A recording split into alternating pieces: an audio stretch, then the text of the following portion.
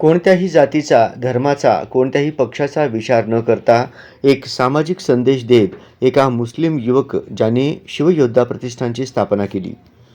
या युवकाचे नाव नदीम भैया नदाफ, ज्यांनी कधीही जातीचा, धर्माचा विचार न करता अनेक मित्रांना एकत्र घेऊन अनेक समाजकार्य करीत एक आदर्श डोळ्यासमोर ठेवला.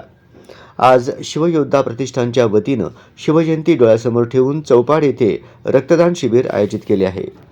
ज्या शिबिरास उत्तम प्रतिसाद मिळताना दिसून आले.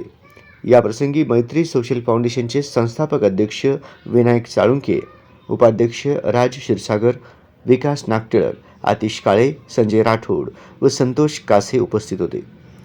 यावेळी संस्थेचे संस्थापक अध्यक्ष विनायक साळुंके यांनी या शिबिरास शुभेच्छा दिल्या. छत्रपती शिवाजी महाराजांची जयंती जवळच आहे. त्यानिमित्ताने एक महिना अगोदरच जवळपास आपले शिवयोद्धा प्रतिष्ठानचे नदीम भैया नदाफ हे जे संस्थापक आहेत त्यांनी आज चौपाड येथे जवळपास एक रक्तदान शिबिर आयोजित केलेलं आहे. आजच्या जगामध्ये जे जात धर्म याला फाटा देत छत्रपती शिवाजी महाराजांचे जे काही आत्तापर्यंतचे 18 पगड जाती धर्म सगळ्या लोकांना सोबत घेऊन ज्या पद्धतीने त्यांनी स्वराज्य स्थापना केली होती त्या पद्धतीने नदीम भैया नदाफसुद्धा आज सगळ्या मित्रमंडळींना सगळ्या समाजातील लोकांना एकत्र घेऊन एक वेगळा संदेश देऊ इच्छितात.